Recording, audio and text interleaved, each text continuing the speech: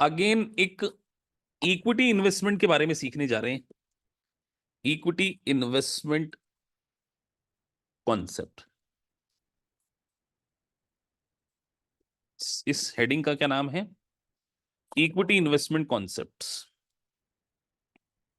आप मुझे बताइए, इक्विटी इन्वेस्टमेंट कॉन्सेप्ट जो है, अगर हम डिस्कस कर रहे हैं, ये ऑनरशिप में है या आप किसी कंपनी को डेट प्रोवाइड कर रहे हैं, इसको ऑनरशिप बोल सकते हैं। आप अगर किसी कंपनी के इक्विटी शेयर या कॉमन शेयर जिसको बोलने खरीदते हैं, तो बेसिकली क्या है ये? बेसिकली आप किसी कंपनी के ऑनरशिप में इन्वेस्टमेंट कर रहे हैं। तो इक्विटी इन्वेस्टमेंट की जो अकाउंटिंग होती है वो तीन तरीके से होती है, 3 टाइप्स। और ये तीनों अकाउंटिंग को बहुत अच्छे से समझना बहुत जरूरी है। एक होती है फेयर वैल्यू अकाउंटिंग। क्या होती है? Fair value accounting. एक होती है कंसोलिडेशन।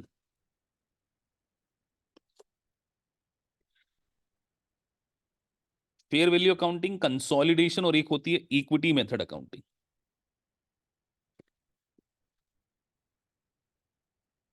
और ये तीनों मेथड के ऊपर एग्जाम में क्वेश्चन आने की भरपूर संभावना। और जब स्पेसिफिकली आईएफआरएस वाले स्टूडेंट या यूएससीपीए में जब कंसोलिडेशन चैप्टर बच्चे पढ़ते हैं, तो यहां पर कंफ्यूजन उनको हो जाता है, क्योंकि कहीं ना कहीं वो थोड़ा सा मिस कर रहे होते हैं बेसिक कॉन्सेप्ट को। तो मैं आप लोगों से पूछता हूं, आपने किसी कंपनी के शेयर में इन्वेस्टमेंट किया है, जनरल एंट्री क्या पास करना चाहिए? सिंपल सा क्वेश्चन। कोई मैंने आपसे ऐसा क्वेश्चन नहीं पूछा, बहुत टेक्निकल क्वेश्चन पूछा कि आपने किसी कंपनी में अगर इन्वेस्टमेंट किया है कॉमन शेयर में, तो जनरल एंट्री क्या होती है?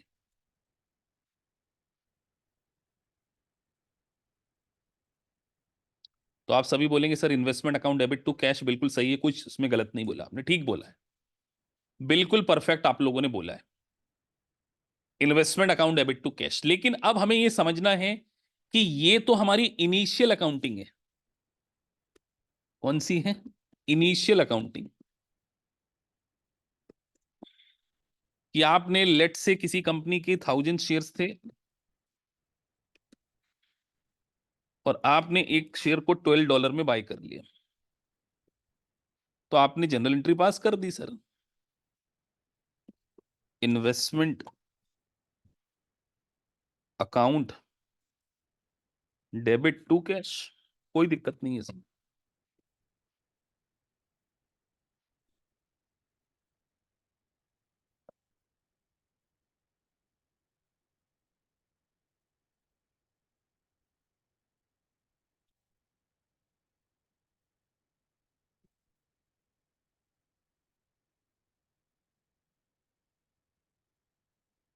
लेकिन अब सब्सिक्वेंट अकाउंटिंग के तरीके बदल जाते हैं। सब्सिक्वेंट अकाउंटिंग के तरीके ऐसे बदल जाते हैं कि अगर आपकी होल्डिंग लेस देन 20% है, तो तरीका अलग होगा। Sir more than 20%, but less than 51%। और यहां 50, मोर देन 50%, ये कॉन्सेप्ट मैं आपको समझा रहा हूं। बात समझ में आ गई? मुझे बताइए, अगर मोर देन 50% है, तो क्या हम ये बोल सकते हैं कि उस कंपनी में हमारा कंट्रोल आ गया है, वो हमारी सब्सिडरी हो गई है? आज अगर आप किसी कंपनी के, लेट से आप अगर रिलायंस कंपनी के 50% से ज्यादा शेयर खरीद लें, तो आप उस कंपनी के मालिक हैं या नहीं है? तो जब आप किसी कंपनी के मालिक हो जाते हैं, तो इक्विटी अकाउंटिंग नहीं होती, वहां पर कंसोलिडेटेड फाइनेंशियल स्टेटमेंट बन जाता है, जो कि चैप्टर ही अलग है। If your holding is more than 50%, you will be the owner of that company. So फिर आपको कंसोलिडेशन, आपको mandatory, this is the requirement of US GAAP as well as IFRS. US GAAP भी बोलता है और आईएफआरएस भी बोलता है जब आप सीपीए का ऑडिट पढ़ेंगे तो इसके ऊपर एक क्वेश्चन आएगा सिमुलेशंस में, आप देखना वहां पे लिखा है कि कंपनी ने कंसोलिडेशन नहीं किया तो इसका मतलब departure of applicable financial reporting framework. तो ये नॉलेज होना चाहिए ऑडिट के पेपर के लिए भी, लेकिन अभी हम ऑडिट नहीं पढ़ रहे हैं। मैंने आपको कई बार बोला है बेसिक क्लासेस आपके यूएस सीपीए के ऑडिट को पास करने में हेल्प करेगी। तो कंसोलिडेशन करना मैंडेटरी है या ऑप्शनल है? मैं आपसे पूछ रहा हूं, इट इज मैंडेटरी और optional? Sir, it's a mandatory requirement if you hold, if if one company holds more than 50% of another company, consolidation should be mandatory, मतलब आपको करना ही पड़ेगा, कोई आपके पास ऑप्शन नहीं है। लेकिन इन इन दोनों में इन दोनों में इशू है। लेकिन इक्विटी मेथड और फेयर वैल्यू में ऑप्शन होता है, इस बात को अंडरलाइन करके सुन लेना सर। ऑप्शन, ऑप्शन मतलब चॉइस। तो सर इस चॉइस के बारे में हम बात करते हैं। तो अब हम पहला कॉन्सेप्ट लेकर आ रहे हैं कि अगर आपकी होल्डिंग लेस देन 20% है, तो आपको इक्विटी मेथड नहीं, एक ही मेथड यूज करना है जिसका नाम है फेयर वैल्यू मेथड। अभी क्या होती है इसके बारे में बात करेंगे।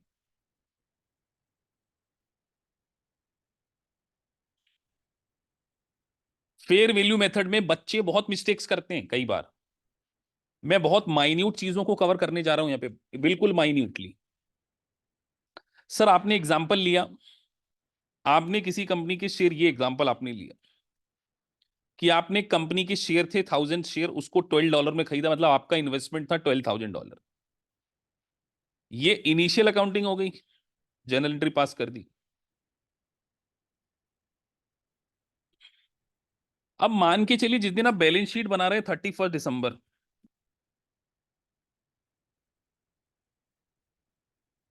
31 दिसंबर 2025 का मैंने एग्जांपल ले लिया, बाई मिस्टेक 25 लिख दिए।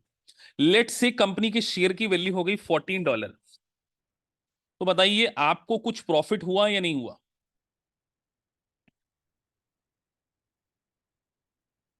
प्रॉफिट हुआ या नहीं हुआ? हाँ सर हुआ प्रॉफिट। सर देखा जाए तो हमें जो $12 की चीज थी वो $14 हो गई। इट मींस दैट $1000 इंटू 2000 का बेनिफिट हो गया, जो $12 का शेयर था वो $14 हो गया, 2000 का हमें प्रॉफिट हो गया।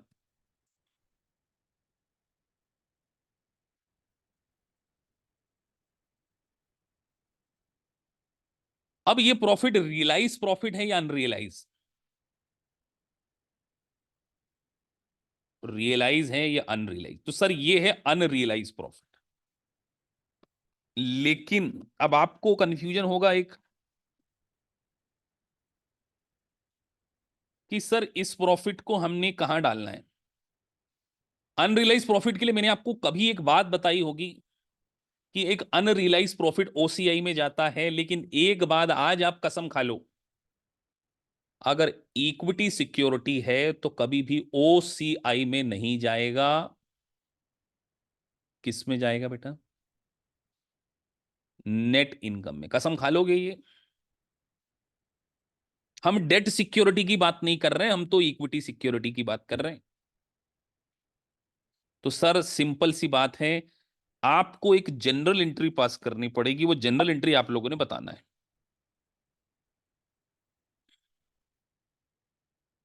तो सर जनरल एंट्री क्या हो जाएगी? हमें एक्चुअल में कुछ पैसा मिला है क्या अभी? एक्चुअल में कुछ पैसा मिला है क्या? कुछ भी नहीं मिला सर। ऐसा सोचो आपके घर में पड़े हुए शेयर थे 12,000 के, आज वो 14,000 के हो गए। तो सर ये अनरियलाइज प्रॉफिट है, तो सीधे इन्वेस्टमेंट की वैल्यू को आप क्या कर देंगे? बढ़ा देंगे। इसी को बोला जाता है mark to mark investment to net income. ठीक है सर, 2000 आपने यहां लिख दिया। ये हो गया आपका अनरियलाइज्ड प्रॉफिट। बात समझ में आई? कितनों को ये बात समझ में आ गई कि सर सिंपल भाषा में इतना स्लो हम समझ रहे हैं कि सर हमारी 12,000 की चीज बढ़कर 14,000 हो गई, 2,000 का हमने profit and loss account book कर लिया, क्या दिक्कत है सर इसमें? अब वही कंपनी ने आपको एक डिविडेंड दे दिया, लेट से आपके पास 1,000 शेयर थे, कंपनी ने ₹1 पर डॉलर का डिविडेंड डिक्लेयर किया, $1 डिविडेंड, तो डिविडेंड भी आपकी इनकम है। हाँ सर, डिविडेंड इनकम है। जनरल एंट्री क्या पास होना चाहिए डिविडेंड इनकम की? डिविडेंड की सर एक सिंपल सी एंट्री पास हो जाएगी, cash account debit to dividend income.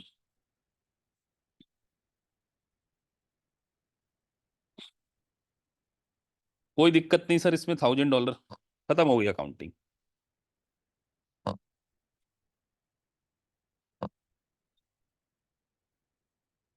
तो सर ये डिविडेंड, अब आपकी बैलेंस शीट में वो इन्वेस्टमेंट कितनी वैल्यू पर आ रहा है?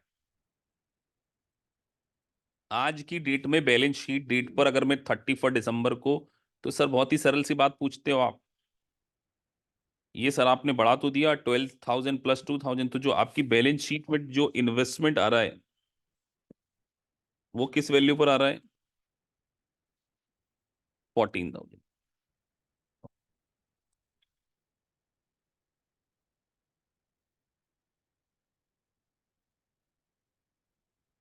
इसको ही बोलते हैं फेयर वैल्यू अकाउंटिंग। तो आपको फेयर वैल्यू अकाउंटिंग समझ में आ गई? समझ में आई या नहीं आई?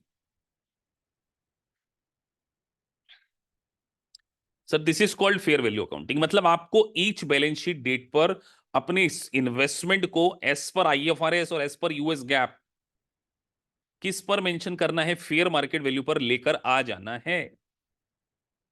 ठीक है सर, ये पूरा कॉन्सेप्ट हमको क्लियर हो गया। अगला कॉन्सेप्ट, अब जो अगला कॉन्सेप्ट है वो और भी इंपॉर्टेंट है, वो है equity method of accounting. Same question लेकिन अकाउंटिंग हो जाएगी इक्विटी मेथड। तो इक्विटी मेथड तब एप्लीकेबल होता है जब मोर देन 20% होल्डिंग हो, लेस देन 50%। अब यहां पर एक बहुत टेक्निकल पार्ट में यूज करने जा रहा हूं। यहां पर डिविडेंड इन्वेस्टमेंट में नहीं जाएगा, है ना। यहां पर अब एक और कॉन्सेप्ट है equity method of accounting. Equity method मतलब सिग्निफिकेंट इन्फ्लुएंस। क्या बोल रहे हैं सर आप? Significant influence. तो ये एक कंपलसरी नहीं, ऑप्शनल मेथड, याद रहेगी ये, यही पार्ट इंपॉर्टेंट है। ऑप्शनल मेथड मतलब either you can choose equity method और you can choose fair market value method. Again what I am saying that either you can choose equity method और you can choose F V TPL, fair value through profit and loss. तो आपके पास choice होती। तो अगर हमने choice में equity method choose कर लिया, तो बेटा जनरल एंट्री तो सबसे पहले यही हो जाएगी, ये वाली, जब आप इनिशियल करोगे। जब आप किसी कंपनी के शेयर खरीदते हो तो इनिशियल अकाउंटिंग तो सेम होती है।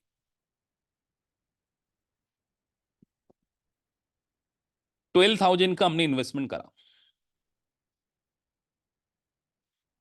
तो 20% से ज्यादा हो तभी इक्विटी मेथड यूज करेंगे, अदरवाइज करना नहीं है। और अगर 20% से ज्यादा भी है तो भी ये ध्यान रखना है कि क्वेश्चन आपसे कह रहा हो कि ऑर्गेनाइजेशन ने इक्विटी मेथड ऑप्शन को चूज किया है, उस ऑर्गेनाइजेशन के पास अनदर ऑप्शन है कि वो फेयर मार्केट वैल्यू को भी चूज कर सकते। थोड़ा सा टेक्निकल पॉइंट है, ज्यादा नहीं। अब सबसे बड़ी कहानी ये आती है कि सर 31 दिसंबर को वो जो वैल्यू हो गई थी $14, क्या इन्वेस्टमेंट को बढ़ाकर 2,000 बढ़ाकर 14 पे ले जाना चाहिए, यस और नो? यस और नो? तो बस यही, ये बात ध्यान रखना है कि इक्विटी मेथड में चेंजेस इन फेयर वैल्यू को इग्नोर किया जाए।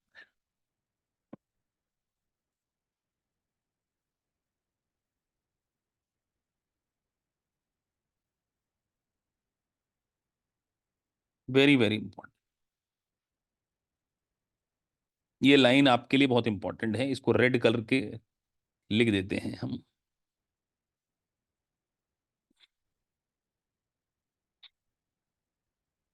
Changes in fair value should be ignore in which method? Equity method. तो सर अब अगला ट्रीटमेंट क्या होगा, वो और भी कमाल का होगा। सर इक्विटी मेथड एक और बात के ऊपर फोकस करती है कि आपने किसी कंपनी की ऑपरेशन पॉलिसी में सिग्निफिकेंट इन्फ्लुएंस किया है, तो आपको उसके प्रॉफिट का कुछ हिस्सा मिल जाना चाहिए जैसे ही वो कमा लेती है। क्या बोल दिया सर आपने? प्रॉफिट में हिस्सा, हिंदी में लिख देता हूं, मिल जाना चाहिए। सिंपल भाषा में मैंने लिख दिया, कई बच्चे कंफ्यूज हो जाएं इस लाइन के ऊपर। मतलब सर अगर हम इस एग्जांपल में लें, ये एक्स लिमिटेड थी, उसने वाई लिमिटेड के लेट से 25% शेयर को बाय करा है। ये जो इन्वेस्टमेंट किया है हमने, इन्वेस्टमेंट अकाउंट डेबिट 12,000, मान के चलो ये 25% है। और वाई कंपनी ने ड्यूरिंग द ईयर 40,000 का प्रॉफिट कमाया है। किसने कमाया है? वाई लिमिटेड ने 40,000 का प्रॉफिट। एक्स ने तो इन्वेस्टमेंट किया, ये इन्वेस्टर है, ये इन्वेस्टी है। 40,000 का प्रॉफिट कमाया है, 40,000 का प्रॉफिट कमाया। एक्स लिमिटेड को कितना हिस्सा मिलना चाहिए?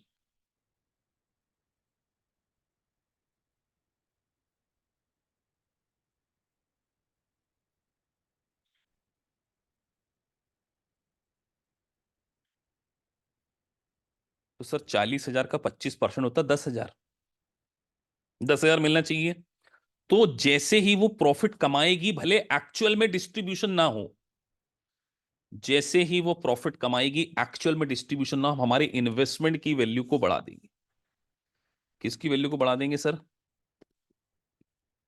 Investment account debit to net income 10,000। बात समझ में आ गई? क्या फेयर वैल्यू ऑप्शन में ऐसा कुछ हम कर रहे थे, यस और नो? बात समझ में आ गई क्या करना है? कितनों को ये बात समझ में आ गई? वो हैंड रेस कर दो बेटा। फीडबैक लाइव क्लास में चाहिए होता मुझे। चलो, 90% बच्चों को समझ में आ गया है।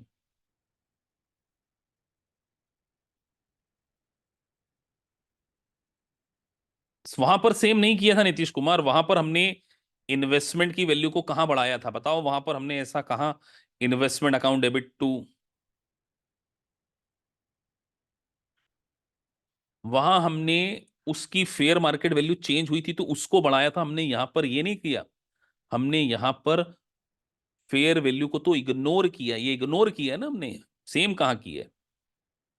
हमने 14 पे कहां लेकर आए? हमने तो इंस्टेड ऑफ दैट, उस कंपनी ने जितना प्रॉफिट कमाया था उसमें हमारा कितना हिस्सा है उसको अपनी इनकम मान लिया। सर एक्चुअल में तो कुछ मिला ही नहीं है अभी, बताओ एक्चुअल में कुछ मिला है? नहीं मिला है सर। अब लेट से वाई कंपनी अगर 25,000 का डिविडेंड डिस्ट्रीब्यूट कर दे, जनरल एंट्री बताओ बेटा।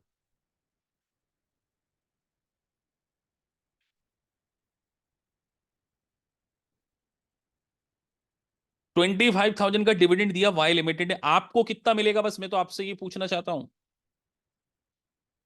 आपको कितना मिलेगा? आपको मतलब सर एक्स लिमिटेड को।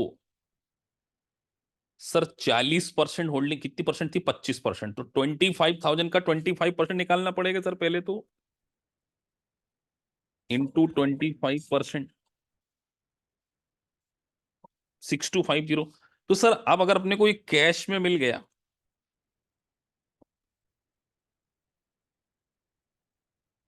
6250, तो मुझे बताओ क्या हम इसको डिविडेंड इनकम मान लें? कितने लोगों को लगता है सर ये डिविडेंड इनकम मान लेना चाहिए? वो हैंड रेस कर दो बेटा।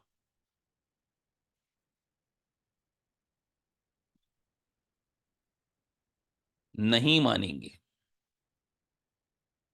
क्यों? क्योंकि इनकम तो हम पहले ही मान चुके हैं, जैसे ही उसने इस प्रॉफिट में से वो हमको डिस्ट्रीब्यूट कर रहा है, तो हम यहां पर हमारे इन्वेस्टमेंट की वैल्यू को कम कर देंगे। This is called equity method of accounting.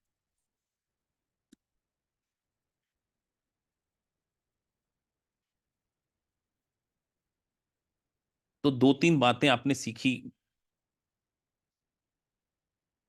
क्या बातें सीखी सर? बात तो ये है सीखना। सर सबसे इंपॉर्टेंट बात हमने ये सीखी कि इक्विटी मेथड के अंदर जो भी चेंजेस इन फेयर वैल्यू होता है उसको तो इग्नोर करते हैं। एमसीक्यू में अगर ऐसा क्वेश्चन पूछ लिया जाए और आप तो रट्टाफिकेशन मार रहे थे, जनरल एंट्री भी पूरी आती थी लेकिन ये लाइन नहीं आती थी, तो फिर क्या करोगे?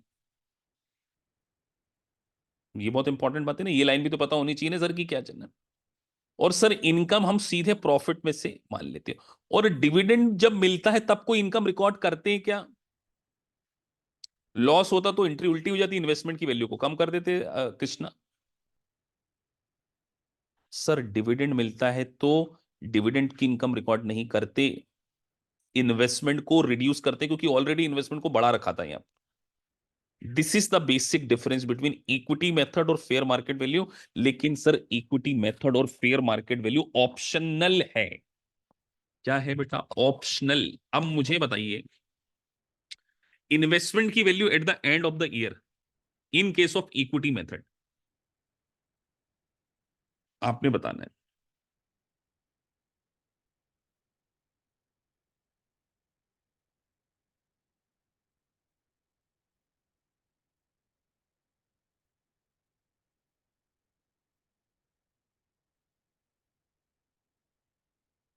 तो सर सीधी सी गणित है, जब इन्वेस्टमेंट किया था तो 12,000 का किया था, इनकम से बढ़ा दिया था 10,000, ये इनकम से बढ़ा दिया था, और जब डिविडेंड मिल गया तो माइनस कर दिया। तो बस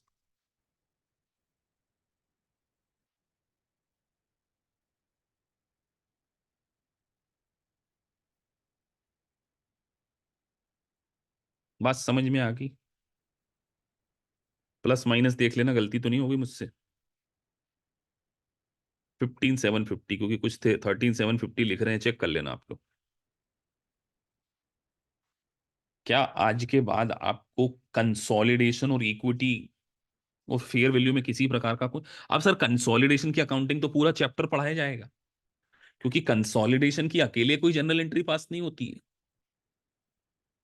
कंसोलिडेशन में तो दोनों कंपनी को मिलकर एक नई बैलेंस शीट बनाई जाती है, दोनों कंपनी की बैलेंस शीट को मिलाकर। हाँ, ईच ईयर में सेम प्रोसेस होगी। तो ये था बेसिक ऑफ इन्वेस्टमेंट अकाउंटिंग। और ये मेथड बेटा किस कौन से प्रकार के इन्वेस्टमेंट, क्या बॉन्ड अकाउंटिंग में ये मेथड चलेगी क्या? मैं आपसे पूछना चाहता हूं, क्या बॉन्ड अकाउंटिंग में इसको चलाएंगे क्या बेटा? ये कहां पर चलाएंगे बस?